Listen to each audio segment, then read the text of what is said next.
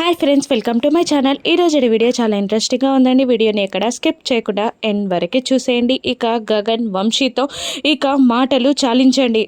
ఇప్పటి వరకు ఎవరో చేసిన తప్పుకి మా అమ్మ శిక్ష అనుభవించింది, చాలు, ప్లీజ్ తాళి కట్టండి అని వంశీని గగన్ తొందర పెట్టగానే వంశీ వాళ్ళ నాన్నగారు ఇంకేం చూస్తున్నావురా, తొందరగా తాళి కట్టు అని పర్మిషన్ ఇచ్చేస్తాడు. ఇక వంశీ ఆనందంగా తన జేబులో నుంచి తాళిని తీసి ఇందు మెడలో కడుతూ ఉండగా మీరా ఇందు తలని ఎత్తి పట్టుకుంటుంది. ఇక ఇదంతా గగన్ వీడియో తీస్తూ ఉంటాడు. గగన్ ఆ వీడియోని తీసి శరత్ చంద్రకి సెండ్ చేస్తాడు. శరత్ చంద్ర ఆ వీడియో చూశాడని కన్ఫర్మ్ అయ్యాక గగన్ శరత్ చంద్రకి ఫోన్ చేసి, మిస్టర్ శరత్ చంద్ర, నేను మాట ఇచ్చిన ప్రకారం నీ మేనకోడలి పెళ్ళిని చేశాను, ఇక మా అమ్మని విడిచిపెట్టు అని అంటుండగా శరత్ చంద్ర కూడా అంత కూల్గానే సరే అలాగే విడిచిపెడతాను అని అనేస్తాడు. ఇక మళ్ళీ గగన్ కోపంగా మా అమ్మకి గనక ఏమైనా జరగాలి, ఇక్కడున్న వాళ్ళలో ఎవరు మిగలరు అని అనేస్తాడు. కోపంగా గగన్ వార్నింగ్ ఇస్తూ, నాకు కావాల్సింది నా మేనకోడలి పెళ్ళి, మీ అమ్మని ఇప్పుడే వదిలిపెడతాను అని శరత్ చంద్ర అనేస్తాడు. ఇక దాంతో గగన్ కాస్త కూల్ అవుతాడు.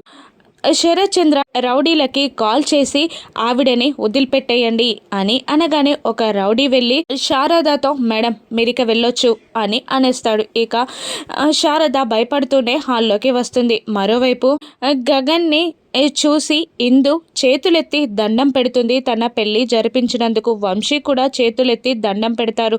గగన్ ని ఆప్యాయంగా చూస్తూ ఉంటారు అబ్బా అమ్మ కృష్ణప్రసాద్. మీరా కూడా చేతులెత్తి దండం పెడుతుంది. ఇక వాళ్ళక్కడి నుండి గగన్ హాస్పిటల్ నుంచి బయటికి వచ్చేస్తూ ఉంటాడు. ఇక శారద హాల్లోకి వచ్చి బయటికి వెళ్ళపోతూ ఉండగా గుమ్మం నుండి అపూర్వ గోరంటాకు పిన్ని వస్తారు.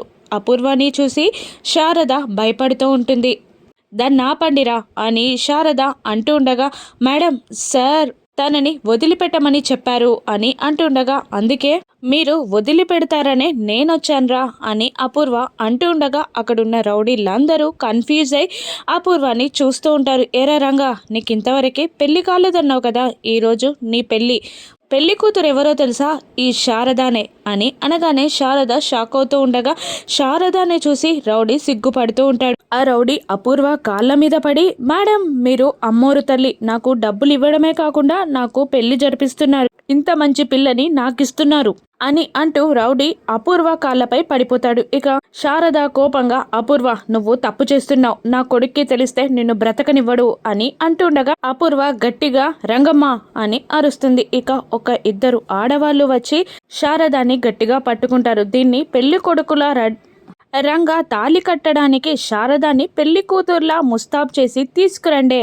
అని అనగానే ఇద్దరు ఆడవాళ్ళు శారదాన్ని తీసుకొని రూమ్లోకి వెళ్తారు. ఇక నన్ను వదిలిపెట్టండి ప్లీజ్, దండం పెడతాను అని అంటూ దండం పెడుతూ వాళ్ళ దగ్గర నుండి తప్పించుకోబోతూ ఉంటుంది శారద. అప్పుడు ఒక ఆవిడ శారదాని లాగి పెట్టి కొడుతుంది. ఇక దాంతో ఏడుస్తూ శారద బ్రతిమిలాడుతూ ఉంటుంది. ఇక శారద కొప్పుని తీసేసి పూలు పెట్టి గాజులు వేసి బాసింగం కట్టి తీసుకొచ్చి హాల్లో కూర్చోబెడతారు. శారద ఏడుస్తూ ఉంటుంది, నన్ను వదిలిపెట్టండి అని అరుస్తూ ఉంటుంది. ఇక రంగా పెళ్లి కొడుకులా రెడీ అయి అక్కడ నిలబడతాడు. ఏంట్రా భలే ఉన్నావురా పెళ్లి కొడుకురా, వచ్చి కూర్చో అని అనగానే రంగా వచ్చి శారదాని చూస్తూ సిగ్గుపడుతూ కూర్చుంటాడు. ఇక అయోమయంగా రంగా అటు ఇటు చూస్తూ ఉండగా అపూర్వ, ఏంట్రా బాజాలు భజంత్రీలు పురోహితుడు లేడని ఆలోచిస్తున్నావా, నీకు పెళ్ళే ఎక్కువ, కటరా తాళి అని అనగానే గోరంటాకు పిన్ని వాడికి తాళినందిస్తుంది. ఇక వాడు లేచి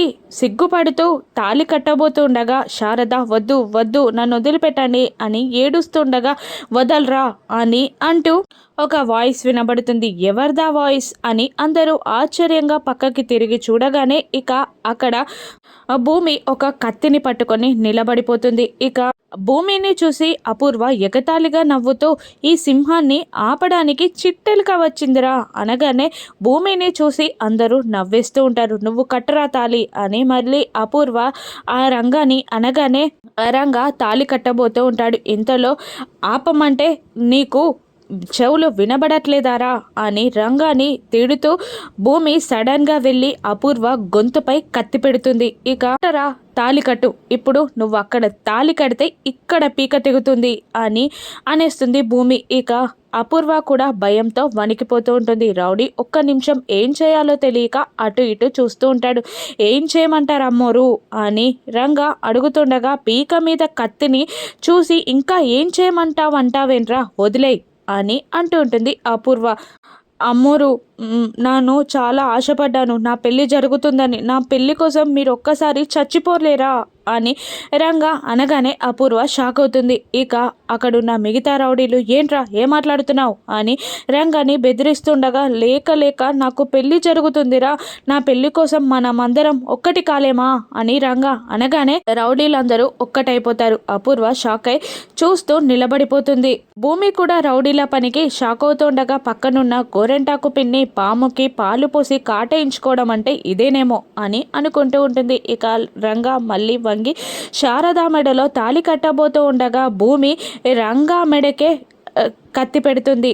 కట్టుతావా, పీక తెగుతుంది అంటే అర్థం కావట్లేదా అని భూమి అరుస్తూ ఉంటుంది. ఇక రంగా పీక మీదున్న కత్తిని చూసి అపూర్వ షాక్ అవుతూ ఉంటుంది. అపూర్వ ఏం చేయాలా అని ఒక్క నిమిషం ఆలోచించి వెనకాల నుండి భూమి దగ్గరికి వచ్చి భూమిని మెడ మీద నుండి ఒక్కటి గట్టిగా కొడుతుంది. దాంతో భూమి స్పృహ తప్పి అక్కడే కింద పడిపోతుంది. భూమి తలకి దెబ్బ తగులుతుంది. ఇక మళ్ళీ రంగా అపూర్వ కాళ్ళపై పడి, అమ్మోరు నన్ను క్షమించండి, తప్పు చేశాను అని అంటూ ఉండగా ఇక గోరెంటాకు పిన్ని అపూర్వ దగ్గరికి వచ్చి ఇలా అంటూ ఉంటుంది, వాణ్ణి మాత్రం క్షమించకమ్మి, ఈ పెళ్లిని ఆపై అని అంటూ ఉండగా, నువ్వు అసలు విషయాన్ని మర్చిపోతున్నావు పిన్ని, మనకు కావాల్సింది దీని పెళ్ళి అని అనేస్తుంది అపూర్వ.